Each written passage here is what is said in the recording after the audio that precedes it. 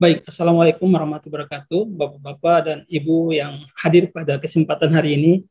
Terima kasih atas kesempatan yang diberikan kepada kami selaku pembicara pada kegiatan webinar hari ini. Saya sebelumnya saya menyampaikan terima kasih atas dukungan dari teman-teman yang ada di sekolah yang telah membantu dalam pelaksanaan webinar hari ini. Adapun judul dari materi hari ini yaitu keunikan pembelajaran jarak jauh dalam transformasi digital.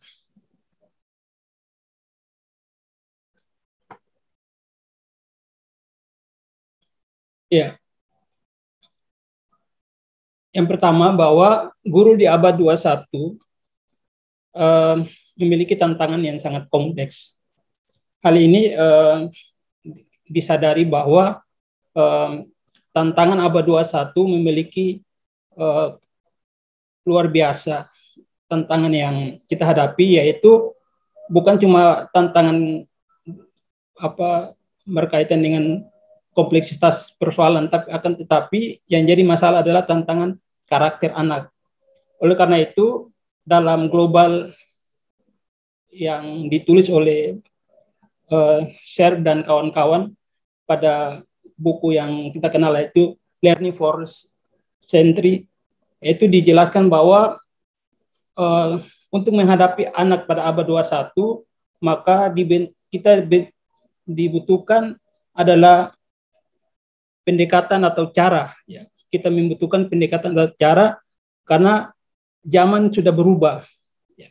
Oleh karena itu apa yang disampaikan oleh sahabat Ali bin Abi Thalib yaitu didiklah anak-anakmu sesuai dengan zaman karena mereka hidup bukan di zamanmu. Ya, ini pesan yang luar biasa. Yang berikut kita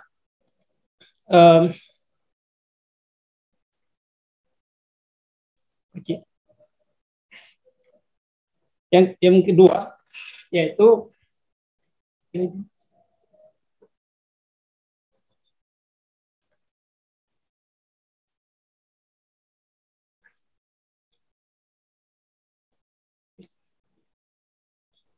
bahwa salah satu ya baik Pak.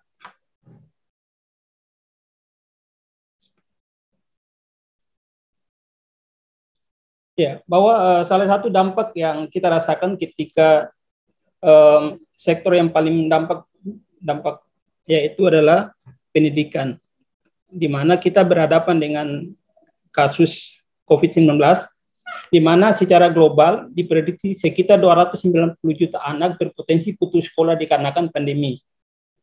Hal ini diperkuat dengan survei yang digelar oleh salah satu badan PBB yaitu UNICEF pada Desember 2020, menemukan bahwa terdapat 1% atau sekitar 938 anak putus sekolah karena pandemi di Indonesia. Di antara semua anak usia 7-18 tahun, terdapat 88% masih bersekolah, 11% putus sekolah sebelum pandemi, dan 1% anak putus sekolah sebagai dampak pandemi. Ya, ini dikutip dari media Indonesia pada tanggal 24 Desember tahun 2020.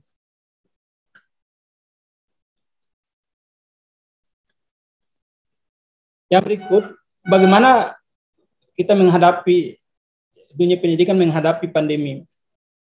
Salah satu surat edaran yang dikeluarkan oleh Kementerian Pendidikan Nasional yaitu Surat Edaran Nomor 4 Tahun 2020 tentang pembelajaran jarak jauh dengan menggunakan pendekatan daring, luring atau kombinasi.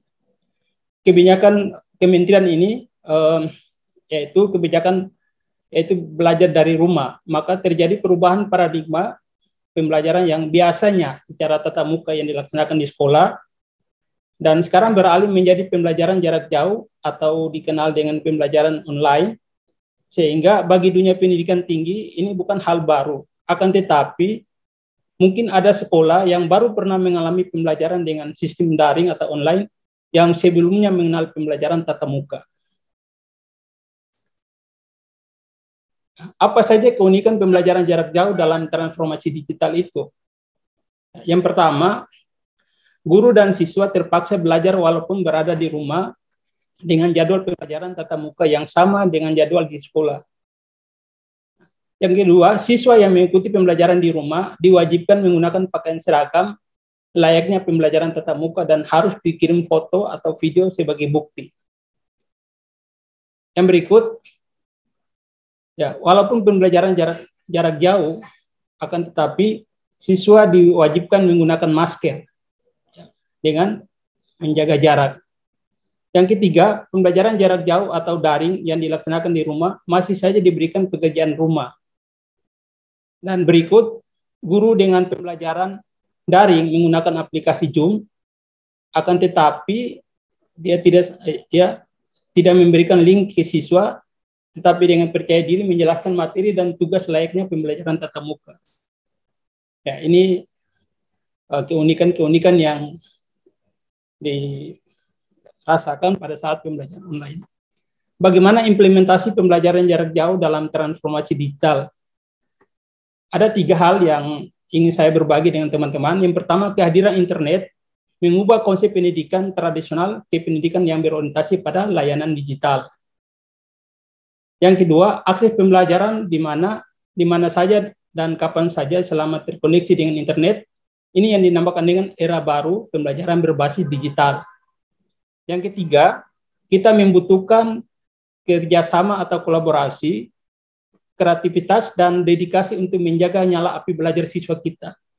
Kita membutuhkan semangat juang dan mengabdi agar mimpi-mimpi peserta didik kita tetap bercahaya. Kehadiran internet mengubah konsep pendidikan yang tradisional menuju pendidikan yang berorientasi pada layanan digital.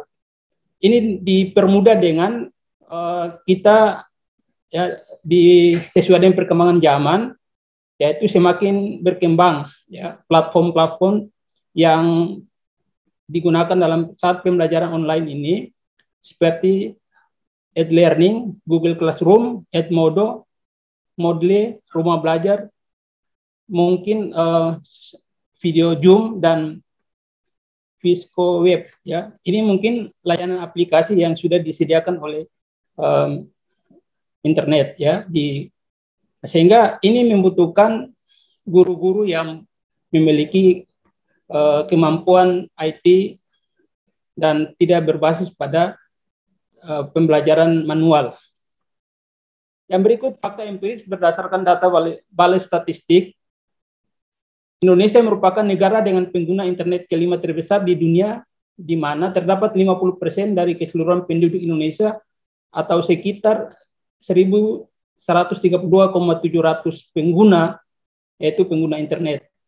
Di sini dari angka tersebut 6,3% atau 8,3 juta adalah pengguna internet yang berasal dari pelajar. Ini luar biasa besar. Sedangkan di tahun 2001 sekarang pengguna internet sudah meningkat menjadi 202,6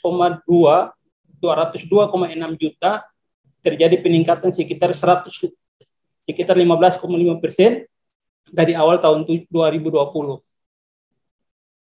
Yang berikut, kita membutuhkan pembelajaran yang dibutuhkan sekarang adalah kolaborasi ya, dan kreativitas dalam dedikasi agar pembelajaran online itu tetap dilaksanakan. Kenapa ini harus kita lakukan? Karena di tahun era sekarang muncul berbagai jenis pekerjaan baru di era digital ya, sehingga menuntut kita untuk memiliki keterampilan tidak hanya berupa hard skill namun juga soft skill.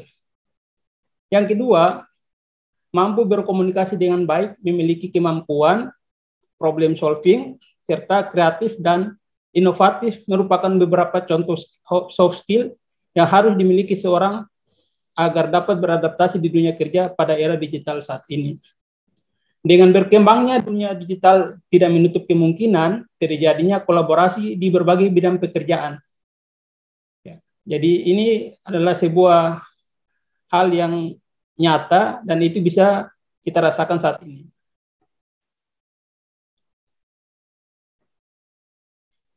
Yang berikut,